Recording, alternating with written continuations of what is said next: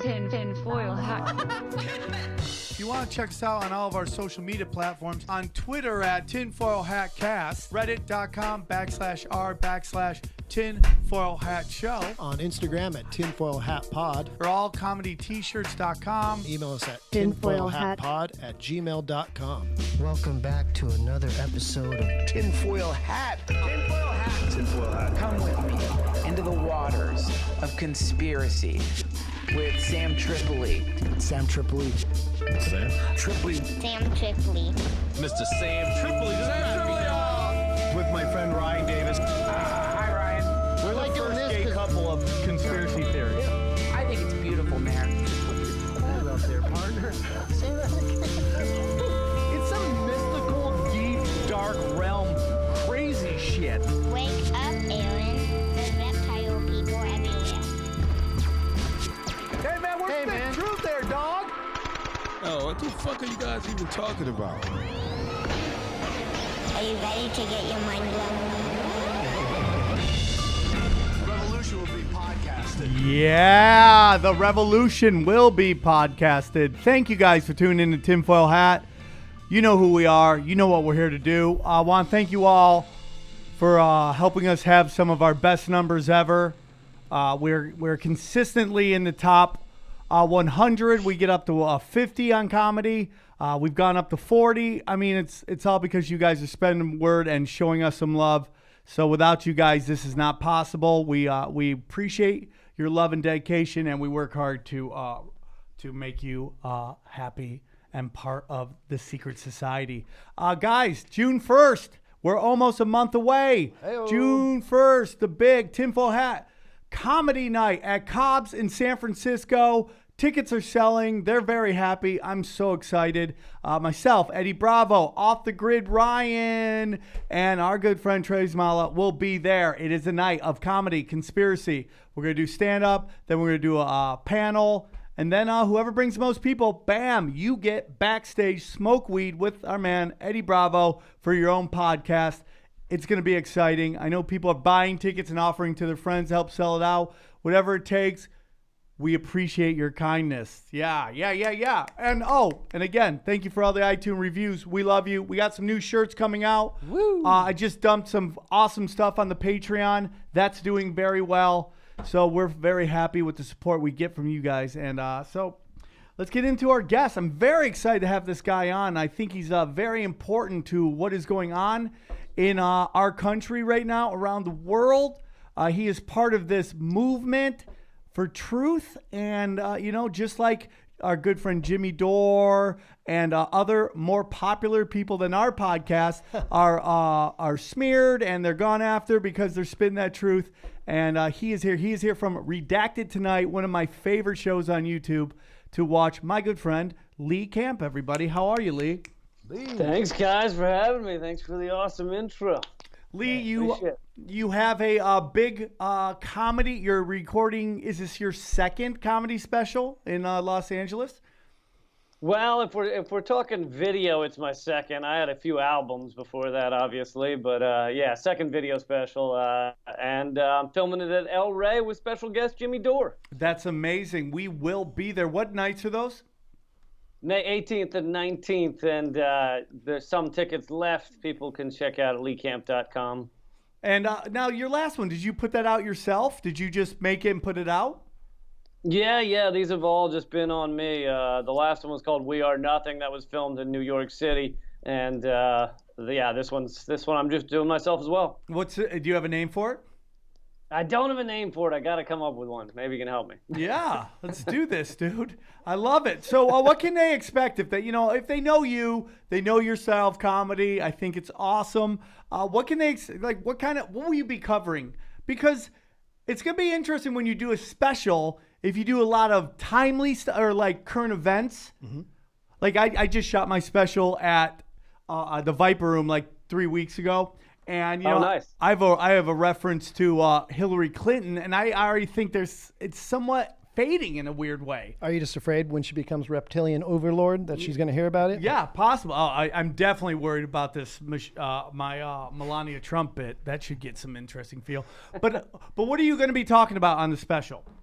Well, sadly, I guess for the world, a lot of it does not really age. I mean, as do you largely. I like to get into the deeper issues. I don't really spend that much time. In fact, I'm probably going to have a joke up top about Trump, and then I'm going to say that's probably the last time I'm going to mention Trump for the entire hour, because Trump is a symptom of a completely fucked up system and society, and I like to get into that stuff and kind of explore thoughts that you don't hear on the corporate media, like why do we need police? Like, let's get rid of like 99% of them. I like exploring thoughts like that, and those aren't going to really age.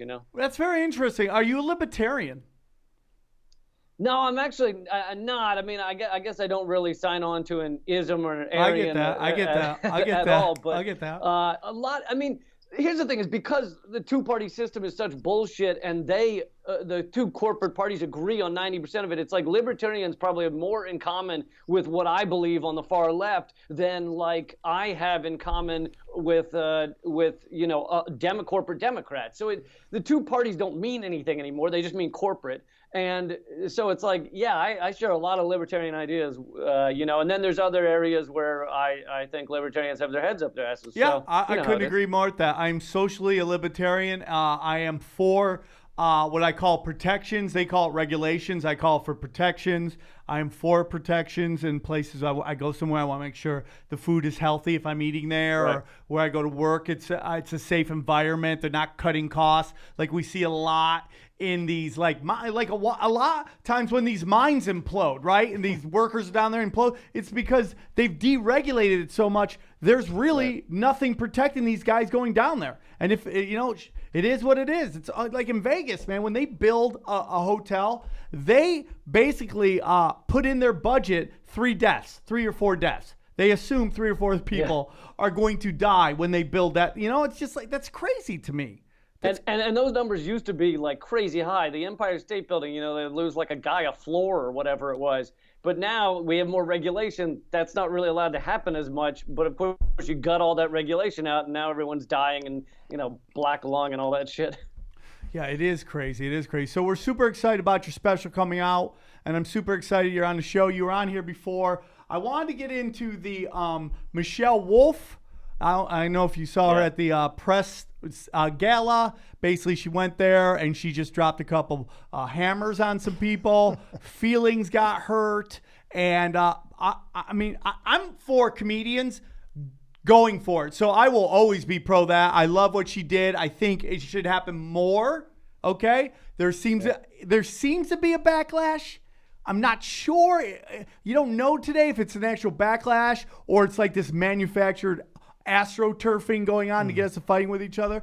But you saw her set. What do you think, Lee? About I actually only saw little clips of it, so I haven't seen the whole set. But what I've seen and read, it's like it's not that outlandish, it's not that harsh, and I think comedians should swing for the fences. And what I find really interesting that I don't think you probably have heard on any of your mainstream airwaves as they act like they're upset about it is what's really forbidden at those press corps dinners. What's really forbidden is questioning capitalism, questioning, Israel blowing Palestinian kids away, unbelievable, questioning our wars around the world. Like, that's the type of stuff that's truly forbidden. Whereas a dumb joke about, abortion or about Kellyanne Conway getting hit by a tree, they act all outraged. But that's not really forbidden. Now it's basically the White House media gala, right? And this is where they all come together. It's a tradition.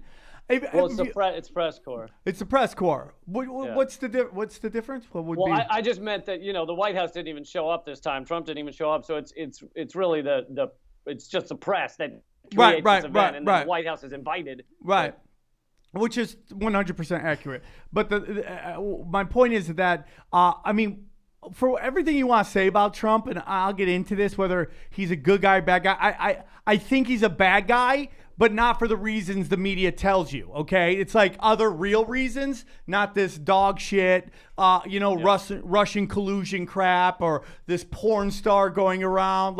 If we got mad at every guy that cheated on his woman, we'd have no leaders. in anything, in any genre, whether it's music, art, or whatever, we'd be fucked. I'm not saying it's right that you do that, but let's. What is the goal? What is the how are we comparing everybody? You know, what is Trump compared to anybody else? But what I will say is that he's destroyed the media. I mean, does anybody trust the mainstream media anymore? I mean, he literally is making their jobs way worse, way harder, because it's harder for them to get anybody to buy into their bullshit.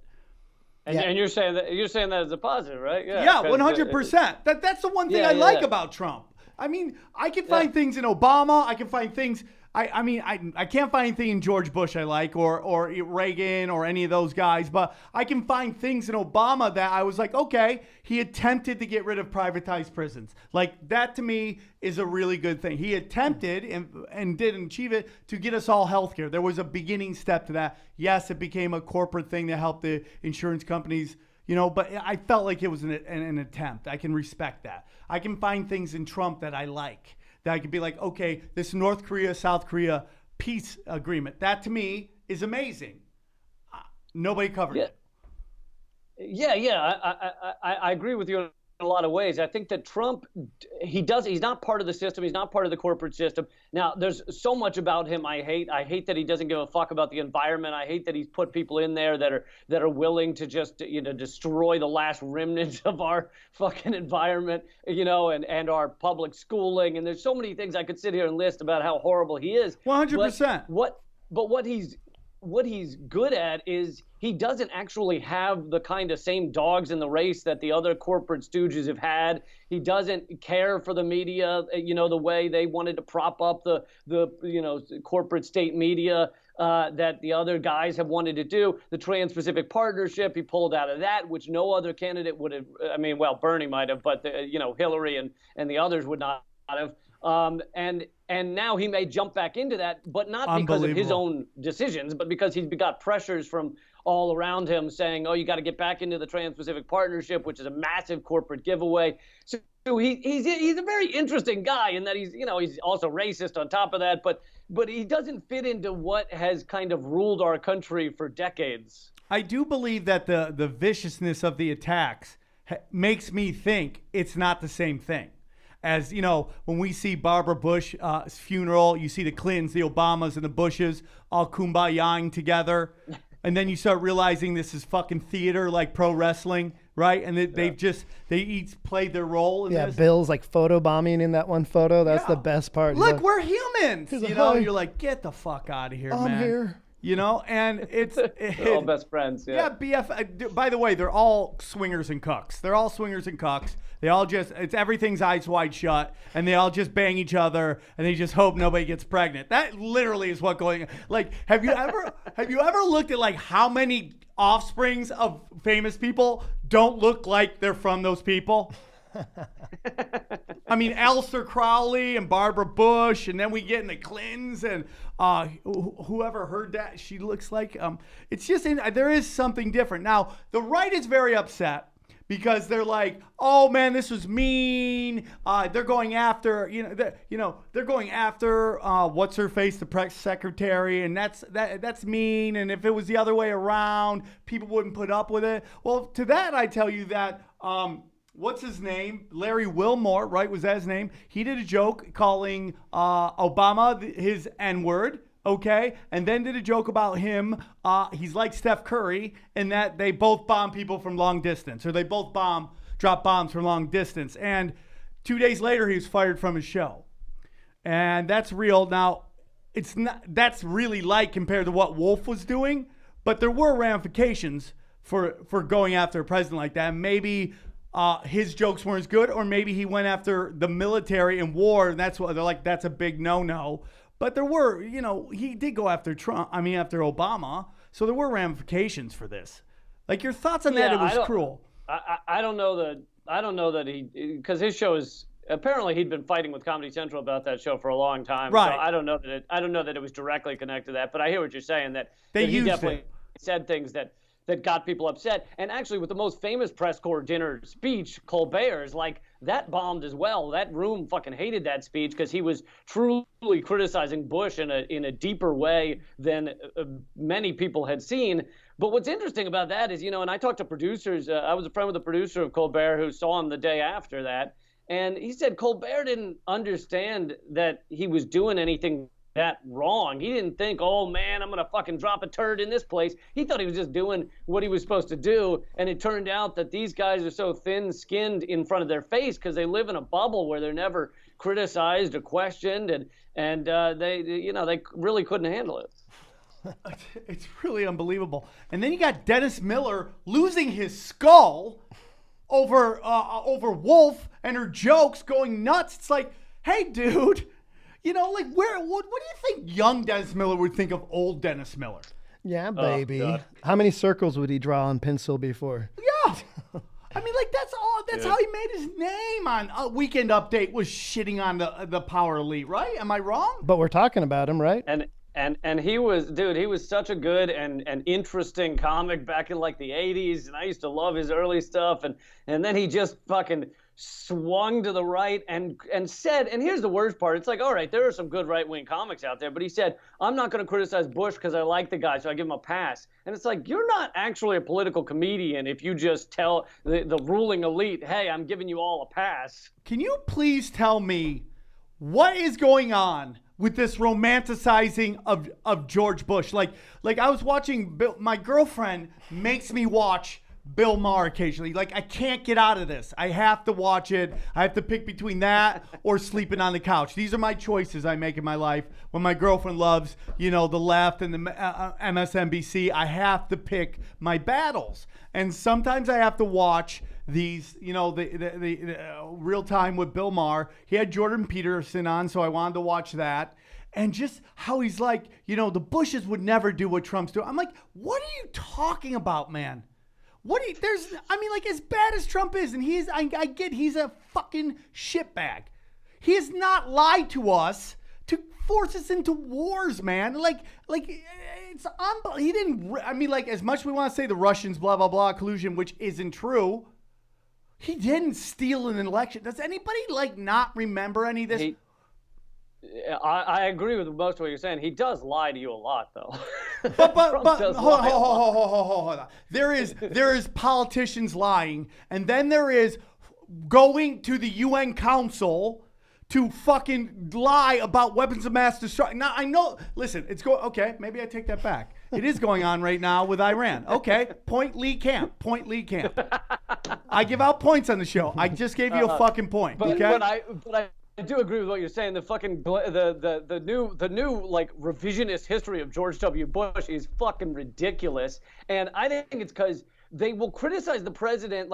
You put a Republican president, and the left, especially the faux left, will go, "Oh, that guy's the devil, and he's making everything go wrong." But then once you take him out of office, they have to whitewash the ruling elite, they're all good guys and women. They're really trying to help the American people. Let's not go so hard on them, because they want to continue this charade that they're somehow out to help the people, as if this is somehow public service, when in fact it's just endless greed and endless enriching of themselves and their fucking, fellow wealthy elite. And so I think that's why they have to whitewash the past with W. Well, hold on. George W. did do one really cool thing. What? And that was when he dodged those shoes from that Iraqi was journalist. Cool.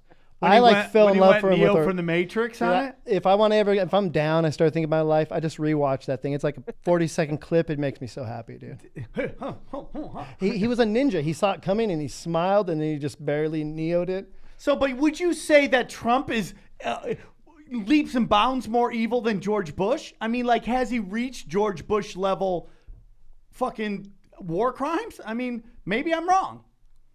No, so far he has not, but he does seem easily, when it comes to wars especially, because I guess if we're talking about the amount of death around the world, he seems easily manipulatable by the military-industrial complex. I mean, he said, we're getting under Syria very soon.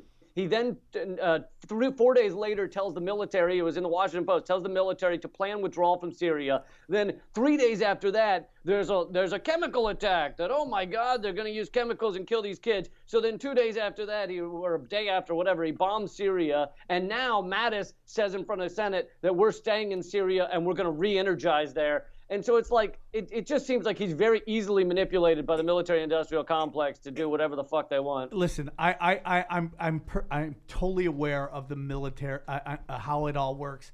Does he have options on that? I mean, if you put Santa Claus into the role of presidency, is he doing anything different? I mean, isn't that where we're at as a government right now, where it's like these guys have such a stranglehold on it that, I mean, the last president tried to go against, got a bullet in a fucking head driving down a fucking street. Yeah, you're absolutely right in that a lot of people started hearing about the deep state when Trump got into office. They think it's some sort of invention of the right wing or far right or something, but the deep state has been talked about for decades. Yeah. And I did a segment on it 2 years before Trump got into office, and the deep state basically just says exactly what you just said. The deep state keeps running in a certain way with our wars around the world and our wars of empire and our economic attacks around the world, and that's not going to change whether you put Bernie into office or you put Trump into office. And like you said, a couple of guys who tried to change that, or one particularly, got a bullet to the head. So I mean, there you go. It's just like, I mean, like, everybody keeps wanting for hope, but it's so big, and like he gets these people on his administration and he whack-a-moles them because they're just more of the same. I do think there is something different. Like, they're attacking him so badly. I think it's personal. I mean, there's something going on. There's something more going on. I can't put my finger on it because he is doing all the stuff that the bankers would want. He's deregulating this, deregulating that. He's bombing the fuck out of everybody. I mean, but the way they're attacking him is like something I've never seen before. Even with Bill Clinton, when they put on that charade about the, he got a blowjob by a fat chick in the fucking White House. Let's all go nuts. Which was just, shifting focus as he deregulated the media, deregulated the banks, gave us fucking a crime bill that was institutional racism, and then gave us free trade. It shifted our focus. We were so busy on a fat chick blowjob that nobody saw that, like, things were passing that were going to change the way this country operated for the worse. Yeah, the best corporate president to ever be in that office was Bill Clinton, because he made it. He did it all under a Democratic administration. I mean, that's the way to really get that shit done. Is you do it as a Democrat, and then people get behind it. He deregulated the telecom industry so that 90% of everything you hear on your airwaves or your radio stations is owned by 5 corporations, and it's fucking nuts. So that's why shows that are actually speaking about these issues, like yours and mine, get pushed off to the YouTube and other airwaves like that, not the mainstream. And of course, those are now being suppressed because any anti-establishment voices are being attacked left and right. Now, Lee, you've been in the journalism for a while now. Have you ever received notes, quote unquote, from like higher ups, like talking like Mockingbird type operations? Have you ever been told not to talk about things, or are you able not to talk about not talking about these things? No, he's got made, dude. He's got it made. I'm like, what's that? Yeah, I think you got it going good over there, man. I mean, no, I've never been told to say or not say anything. I mean, I think that the closest I came to really knowing that I was being suppressed or attacked was actually before I got this show on my podcast. I interviewed someone emailed me and goes, "Hey, would you like to talk to the widow of Ibrahim Tadashev, who was the friend of the Boston bombers?" Yeah. And he was on his 4th meeting with the FBI at his home. He was shot 7 times, once in the back of the head by the FBI. At first, they claimed he was armed. Then they said with a gun. Then they said no, a knife. Then they said no, a broomstick. Then they said he wasn't armed, and they shot him 7 times. Now, I talked to his widow on my podcast. It was like this is 6 years ago. It was my most listened to podcast at the time. And immediately my site comes down with all kinds of really high-level malware that my web guy was like, "Dude, I've never seen anything like this." Holy shit, man. Yeah, I mean, like, that's the whole thing, man. I go on Jimmy Dore's show a lot, and I think his show is just as important as your show. You guys are both doing some amazing stuff. He's he rails against the mainstream media a lot, and but we got this whole thing with guns right now going on in this country, and I think guns are obviously we need some common sense laws, but I always warn people that the people who are pushing that narrative about guns and all this stuff are the same people who've pushed, Gulf of Tonkin, the narrative on the JFK shootings. We can just go on forever and ever and ever and ever and ever on all these narratives that have been pushed. And a lot of people want to take all the guns. And Lee, you might not agree with me on this, and I would love to hear your thoughts. But it's like if you look at the other countries where they ban guns, their military has not been hijacked by dark forces and turned into stormtroopers who are going in and stealing everybody's resources. And when you look at all these high impact situations that we've seen, there's always a CIA and always an FBI connection, just like there was with the Boston bombing, and that those two guys who got blamed for it, his uncle was like a CIA asset in the region who trained people.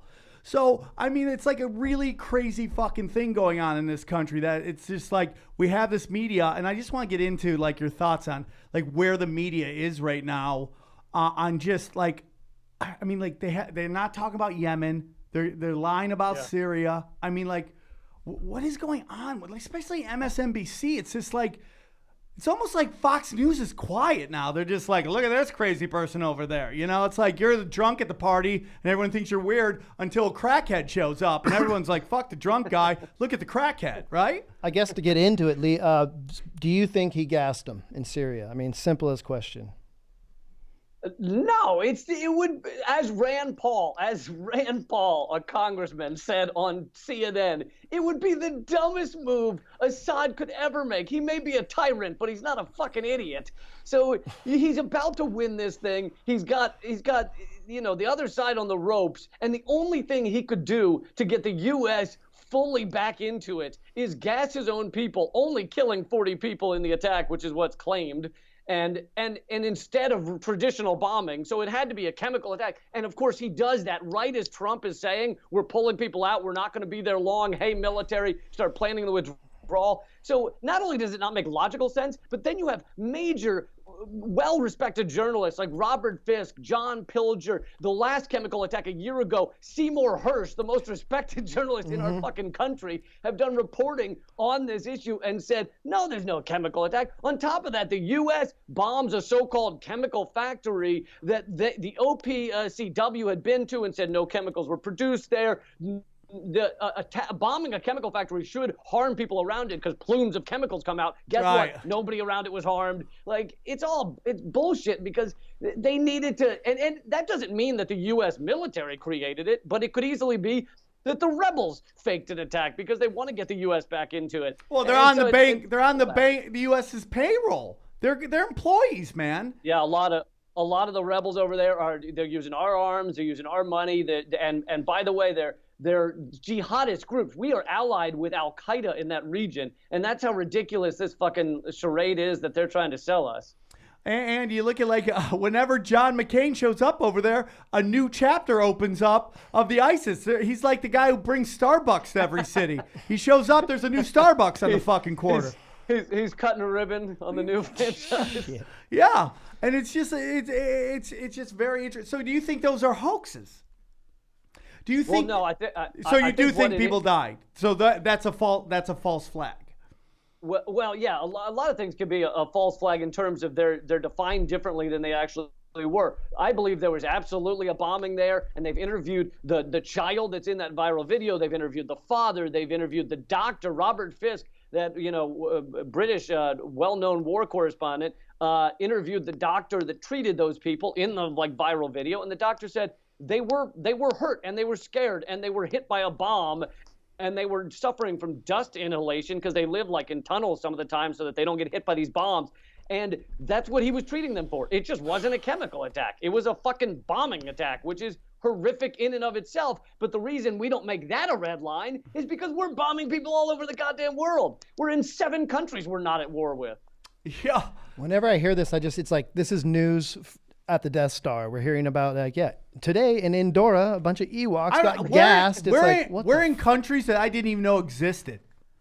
Like, I didn't even know that was a fucking country, and we're bombing it But over we there. were raised in the American education system. Right, I so get we're- it. And I am dumb. I will admit Well, that.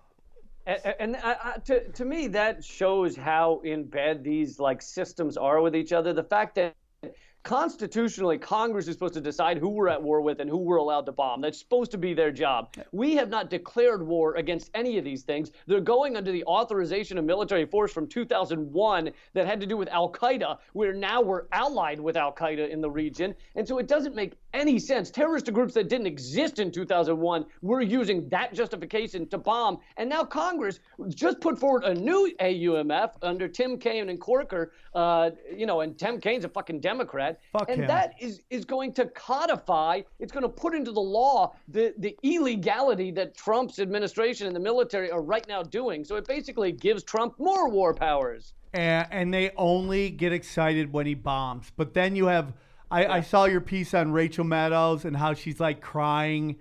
And do you think she does that because like people like you and Jimmy Dore call her out so much that if she doesn't do this somewhat like heat check on like, oh, I care about the Syrian people, I'm anti-war in her own little way, that she loses credibility with everybody? Because she literally has on ex-spooks to come on and justify why we're bombing people.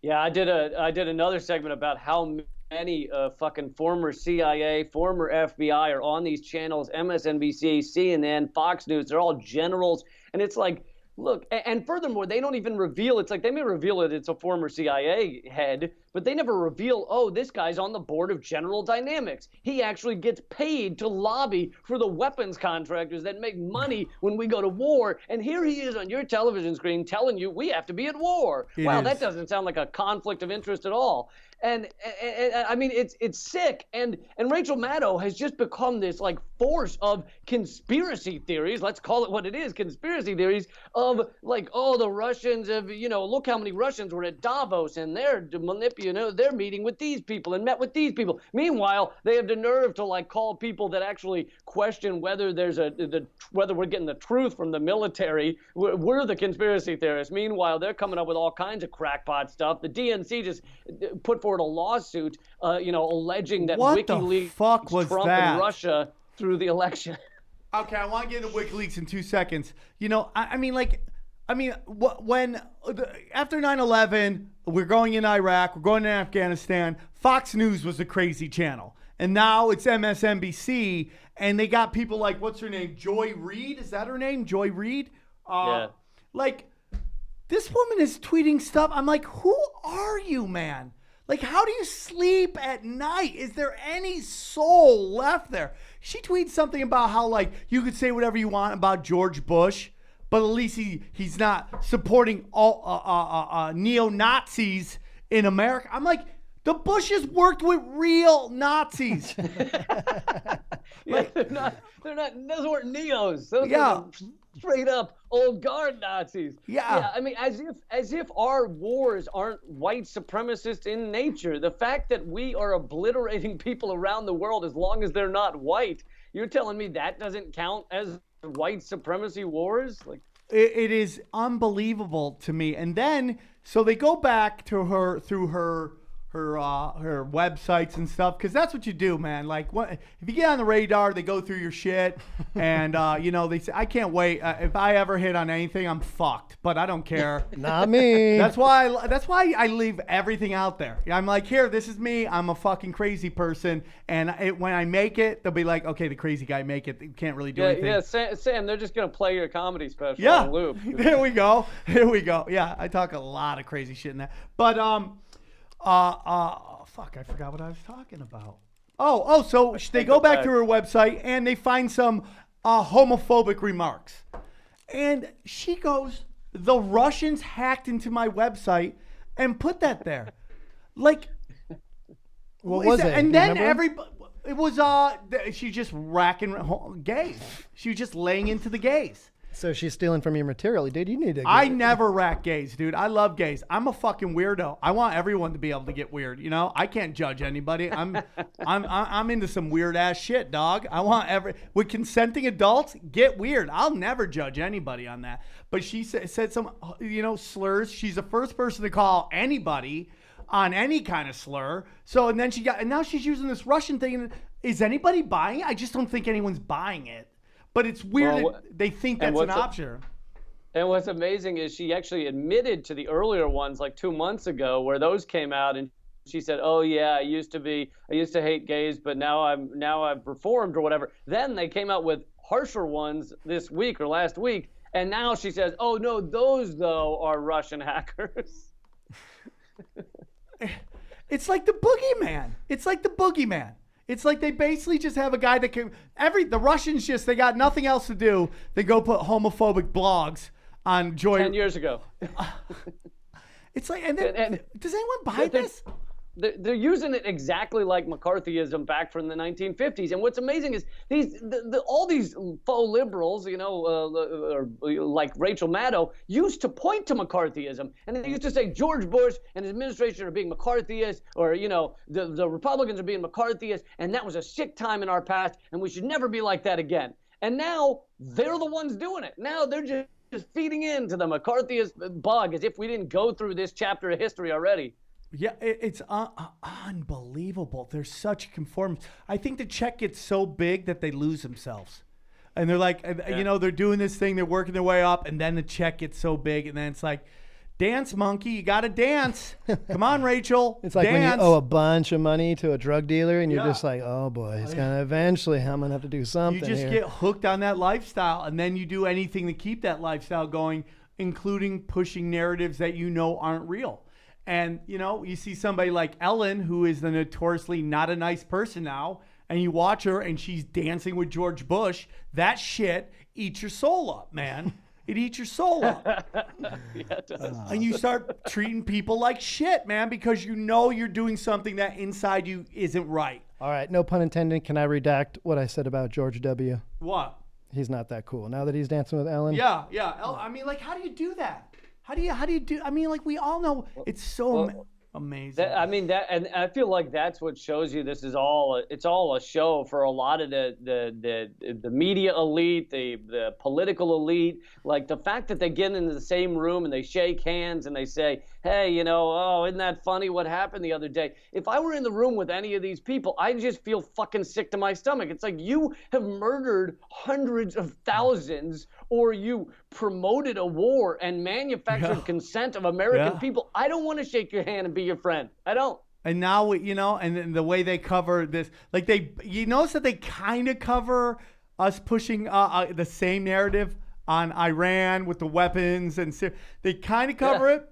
They cover Syria a lot, but the Iran stuff with they're going to get nuclear weapons, they're very conscious about how they tell us about it, because they know it's going to ring like, fuck, we've been through this again before, deja vu, you lied to us that one time, now you're going to lie to us again. And like they've got the same problem with Syria. They really are dying to say Syria has chemical WMD, but they're like, oh shit, we can't say that, we already did that one. So, now we find out, I just found this out, I don't know if you knew this, Lee, that Israel, and I want to talk to you about this, Israel dropped a tactical nuke in Yemen. And what do you mean, like an EMPD or like an electromagnetic pulse device? They dropped a nuke, a tactical nuke, and there's two kinds of nukes, and it's very interesting wording the way they say it. One is a strategical nuke, and the other one is a tactical nuke.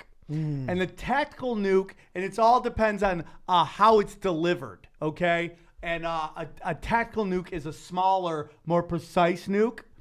And if you look into it, why they did it, it's very, very, very scary. They basically did it to basically radioactive the environment around where these people live. And that's what they did with that. And you can watch videos of it, because for some reason, there's one guy hanging out that always has his fucking phone out. They're like 24/7, they're fucking filming, and they got this, and you could see the blow up. And if you talk to people who know actual bombs, they're like, yeah, that's not a traditional explosion. That looks like a fucking mushroom.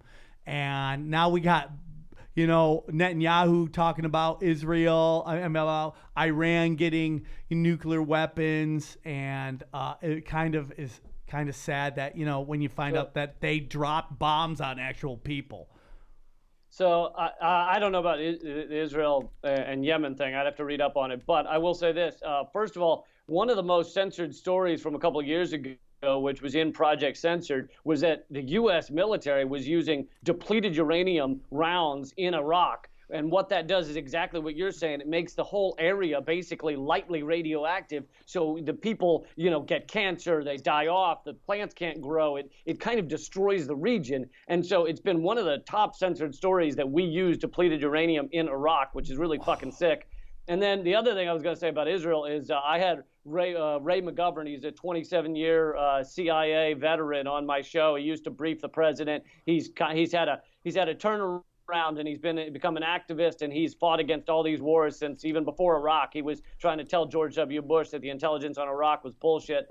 And I had him on my show, and I asked him, how influential is Israel in our foreign policy? And he said, absolutely. Like most of what we do is either with agreement or at the behest of Israel, because Israel, in a lot of ways, has become our outpost in the Middle East. It's basically Master Blaster from fucking, what was that movie? Like, we're the big, dumb fucking guy that can beat up everybody, but is obviously illiterate. And then you have the really smart little midget dude who sits on our back and tells us what to do. I mean, people don't realize that Israel is basically the size of Orange County down to San Diego. It's like very small. And because, we always have to preface this when we talk about it because everybody's so sensitive. It's like, the Holocaust. And if you ever criticize Israel, it becomes this, anti-Semitism. And it's not that for me at all. Well, look, I'm a Jew by race and an atheist by choice. But you can support the idea of people. Like, no one wants people to get harmed. And Israel is entitled to have a country, like in terms of any people are entitled to have a country. That doesn't mean that they can fucking turn the Palestinians' lives into an open-air prison, bomb people. They killed, tons of innocent civilians in these recent Palestinian protests in Gaza, and the mainstream media is basically hardly ever mentioning it. Yeah. When they do, they act like it's some sort of equal clash. This is Israeli snipers aiming and sniping at innocent people through a fence. They're not even near them. They're in no risk for their own safety. And they've killed press. They've killed 2 journalists with press written across their chest. They've hit 7. They're shooting children. They've shot hundreds of people with snipers in the past 2 weeks. And it's fucking not outrage on your mainstream airwaves. Do you feel that because of the internet, that's somewhat changing, that people are kind of going, okay, enough is enough, I mean, because I don't like Netanyahu, but I that doesn't mean I don't like the Jewish faith at all. I mean, my girlfriend's Jewish, her family's all Jewish. I love them with all my heart. I've been influenced by the culture. I love it. But this notion that if you criticize something, it's like the end of days. And what the truth is? It's like even the young Jewish people, they're pretty open-minded to a lot of stuff. But then they hear from their moms and their grandmas, and they're hardened, and it just gets weird in this town. It's like people. Well, it's used to shut down any discussion. It's used to shut down critical thinking. I mean, you can obviously be against war crimes and not be anti-Semitic. It's totally nuts. And people got to get past that, and I think a lot are. I think it's getting to a tipping point. The BDS movement is really important, and they're trying to make that illegal, as if nonviolent protest should never be illegal, and they're trying to make that illegal in the United States and in Israel. Not even just the fact illegal. The fact that Natalie Portman, Israeli-born Natalie Portman, refused to go accept the what they call the Jewish Nobel Prize, the Genesis Award in Israel because of what they're doing. That happened a week ago, and that was big fucking news because celebrities are turning against this. Lord wouldn't perform in Israel, and it's really growing.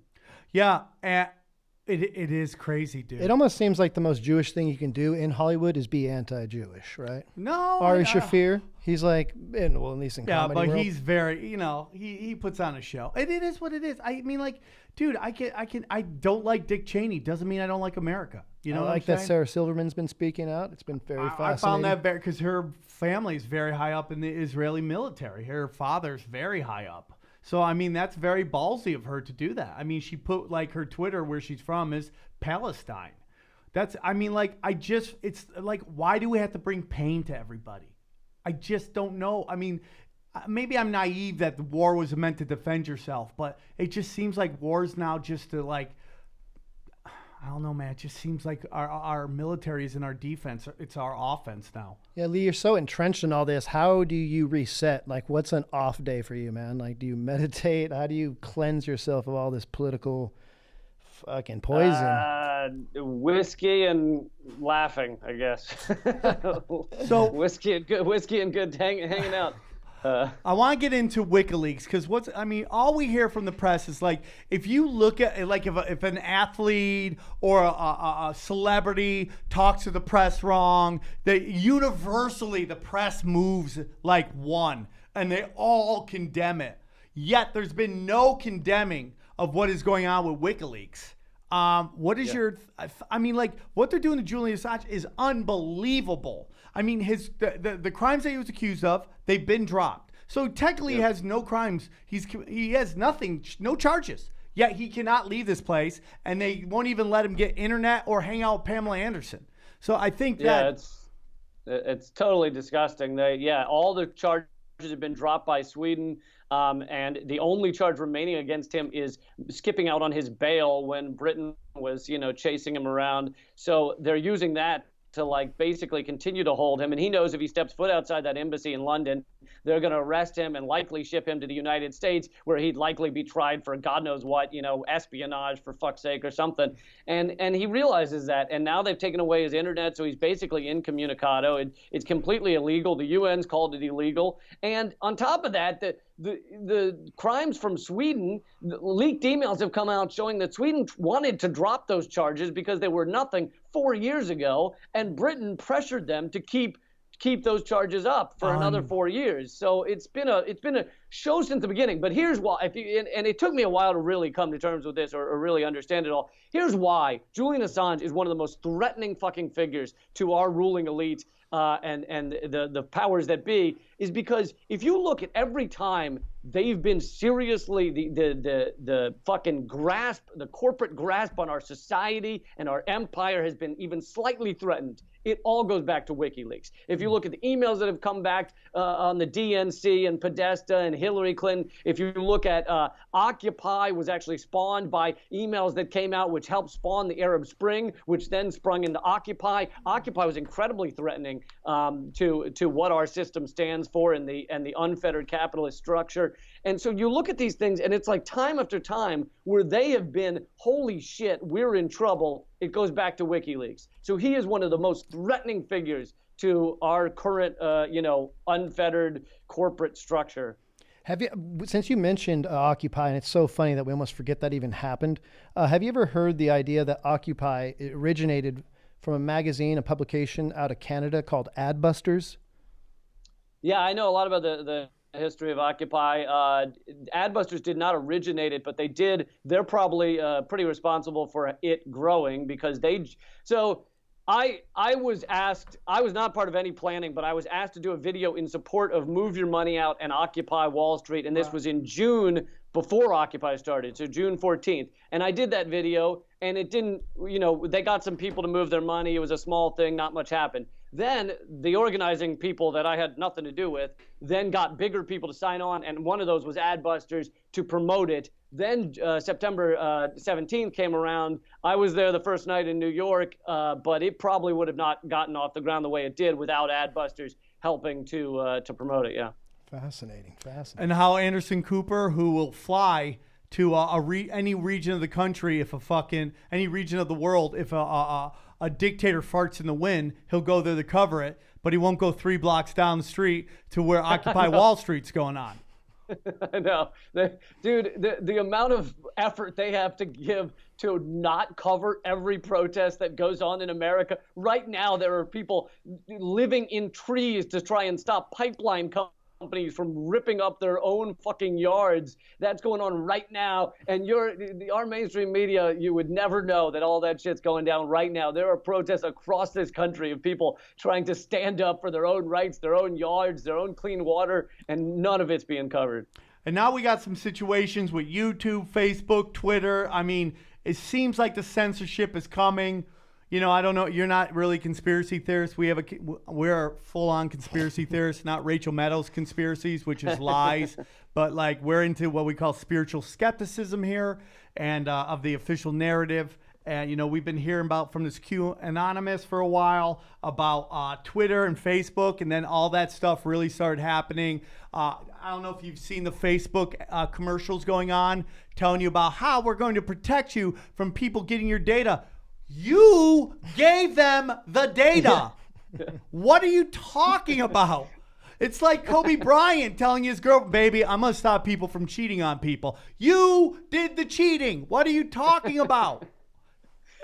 Your thoughts on that? I don't know what the conspiracy is, but I'll tell you this: a lot of these larger platforms, especially Google, they're all in bed with the military-industrial complex, the intelligence agencies, seed money to start. Nafiz Ahmed did great reporting on this. The seed money, early days of Google, some of it came from CIA's venture capital arm. InQtel it's called, but they've got their hands in fucking everything nowadays. So these major platforms all have a lot of friends in the military-industrial complex. Did you see the article that was going around that basically said that the day that the Pentagon stopped their LifeLog, it's called LifeLog. It was this program that they were doing that would basically collect your life data. Mm-hmm. The day they stopped it is the same day that Facebook was officially formed, the exact same day. Like they don't even hide. Like I think it's because the internet wasn't what it was before, or I don't know. But that's the dumbest shit I've ever seen. It's like try not to do it the exact same time, but it's pretty much the same thing. And now we see Cambridge Analytics, which I know you talked a lot about how they basically were the foreign government that, or they're part of a foreign country that manipulated our elections. And Facebook and Twitter, how they basically are banning alt-right. And I'm not an alt-right guy, but it's just like they ban only one side of the whole equation.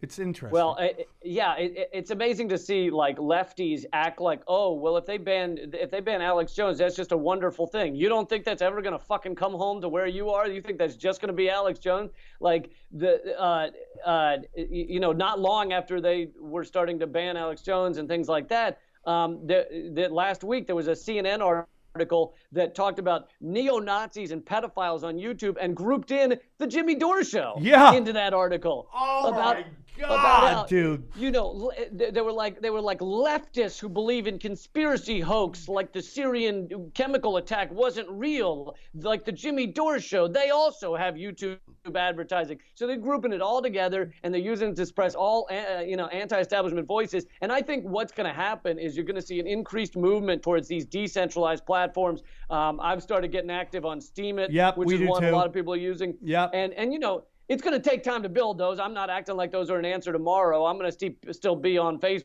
because that's where all the fucking people are. But I think that those need to grow into something that can't be easily stopped. Well, the problem is, and it will always be, is like once it does get traction, they come in and they buy it and they change everything. We've seen it with Vice. We've seen it with Netflix now. I love Netflix, but I mean, there's some crazy shit going on there, It's crazy shit. And it's always good. I mean, look at The Onion. The Onion's probably the closest thing to something not changing. But make no doubts about it. When they bought that thing right before, like, the election was really starting to get going, they knew what they were doing.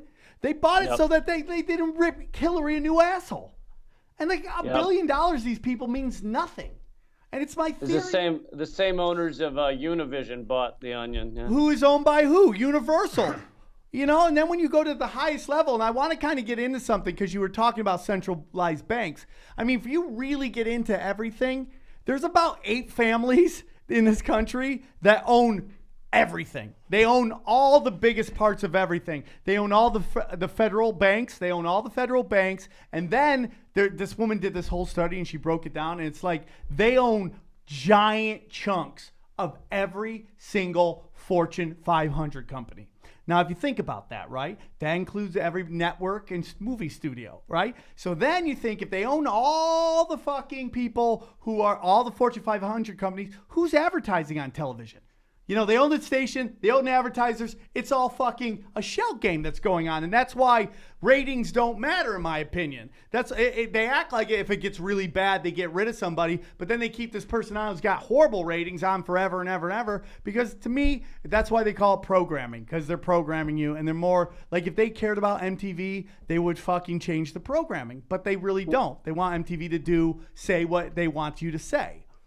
Well, right, and they'll leave someone on with bad ratings if they're saying the right thing. But Yeah. what they won't do is keep someone on with good ratings who's saying the wrong thing. Like Phil Donahue was like the #1 voice at MSNBC when the Iraq War started, but he was anti-war, so they fired him. Ed Schultz was one of the top-rated shows at MSNBC, but he was pro-Bernie, and they're a pro-Hillary channel, so they got rid of Ed Schultz. Like, you see it again and again. The one thing, they care more about keeping the message than good ratings. 100%. Real quick, your thoughts on the whole FISA memo scandal. Did you get into any of that? Like Carter Page, who's Carter Page? Because that's who they put the warrant out on. And then later on, you really dig deep in the Carter Page's whole history, and you find out he was on the Clinton transitional team, and isn't that fucking convenient? Just like when you remember during the election when Bernie got in trouble for stealing data. And Bernie's like, this guy did it, and you recommended him to us. That's why we used him. And then you find Donna Brazil puts out a book that just basically says Hillary just hijacked the whole DNC. She was put in charge of money and who gets hired. And then you see that guy stole that stuff. And it's like, oh, are these guys just plants? And I wouldn't doubt it.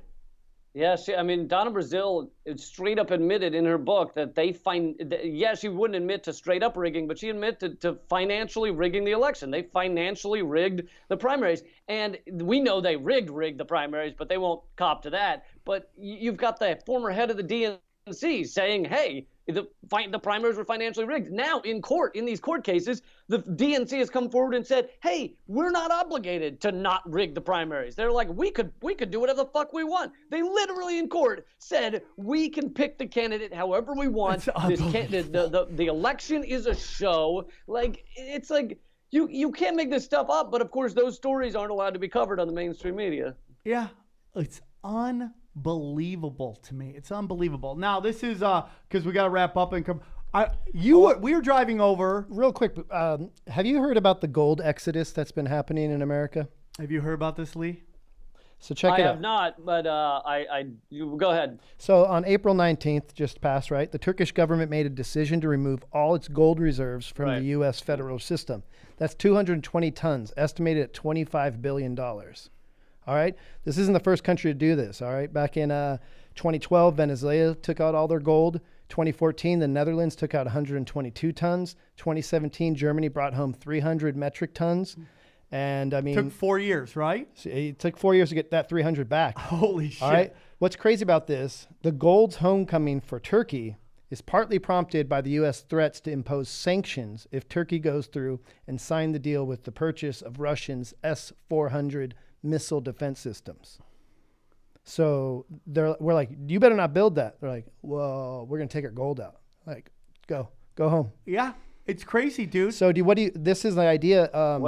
And you know why this is so scary to the system is because they don't actually, because of fractional reserve banking and the likes of that and the stock market, which they don't actually have that much hard currency on hand. Like it's something like $4 or $5 trillion of hard currency around, where in fact the stock market is estimated at 30 trillion. So if people actually wanted their money, they would be royally fucked. Oh, yeah. That's what got Bernie Madoff in trouble. When the whole real estate thing crashed and burned, people started asking for their money back, and he's like, fun fact, the Federal Reserve has never been fully and independently audited. So we don't even know what's inside there. Oh, technically you're not allowed to. There's that famous Greenfeld or what's his name? The old Greenspan. Greenspan talking about how like they don't give a shit who the president is. They don't have to talk to anybody. While other countries are pulling out their gold from the Federal Reserve, Russia and China are boosting their reserves. So the idea is a prophecy to a future currency war. Oh, it's already there, man. So what do you think, Lee? There. Where are we looking at in like 4 years? Yeah, no, it's a good question. But the other thing that's really scaring them in terms of currency is cryptocurrency. They're going to keep trying to crack down on Bitcoin because, you take currencies outside of the central government banks and it scares the empire something fierce.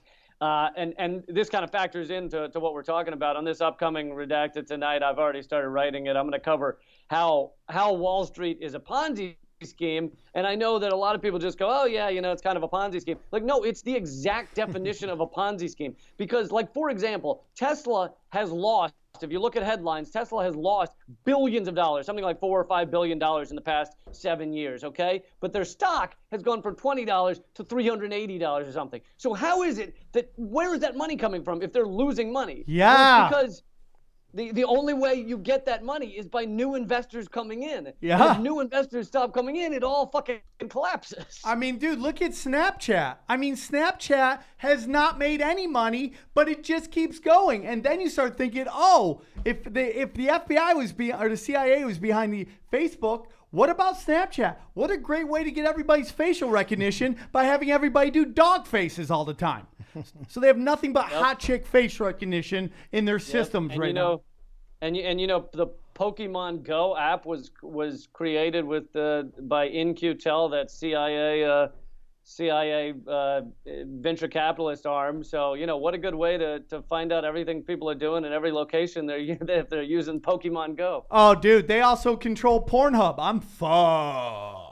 Do that? Yeah, they create Pornhub. Now, real quick, I want you to get in what you were talking about, and then we'll wrap it up. Go for it. No. I want you to bring it in, dude, because it is crazy shit. So Ryan's more into the I'm like an ex-hippie, and Sam's like an ex-maniac. I just like to talk shit, and I am a maniac. I'll give you that. I'd be trying to sneak in behind the bouncer's back, and Sam would talk his way through. I was just somehow. let's drive the car through the front, dude. We'll drive the car. You know what it is? It's Coke versus LSD. Yeah, okay, I respect that. You I said respect that.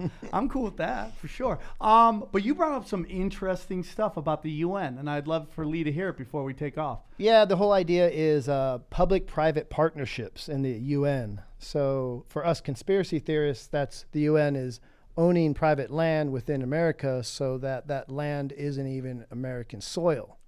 Have you ever heard of this concept? No. If you buy something in America, does it not count as American soil? Well, so the idea is that it's basically making a portion of the UN within America. This started back in 2014. The idea was first proposed by the owner of Bass Pro Shops. We all know Sam Walton of Walmart, right? So this guy, Bass Pro Shops, billionaire. And I was waiting for the Bass Pro Shops conspiracy to happen. Well, Merry Christmas. But he's backed up by Toyota and Shell. These are UN non-governmental organizations with endless money. And so they're the ones that are backing this idea that you're trying to, the whole big thing is an advisory committee for public lands so that they could save it, for wildlife, diverse fish and game. But it's owned by the UN, not the United States government. And these is purchased through corporations. Okay. So, and your whole theory is that... So when people like conspiracy theorists like us, they're coming for our guns, it's like, they ain't coming for your guns. They're coming for you. Because FEMA camps, like I was telling Sam, I'm like, FEMA camps are real. You can go to them. There are areas in Montana, Wyoming. They're all around. Have you heard of FEMA camps, of course, Lee? I know what they are. I don't know that I buy into every theory about them. Well, 100% that we can be proven is just physical evidence. And FEMA camps have barbed wire fences. Jails. They're old Walmarts, right? Yeah, well, it's here or there, but there's actual FEMA camps that have been 100%. They're there. They're government owned. They're known. They're on maps. Well, the barbed wire is facing towards inward. That's designed to keep people in. That's what you do at jails. If you're trying to keep people from like breaking into your FEMA camp, it'd be facing out. Well, I gotcha. So that's one red flag. Right. The other thing is these FEMA camps also have incinerators on site, large industrial incinerators.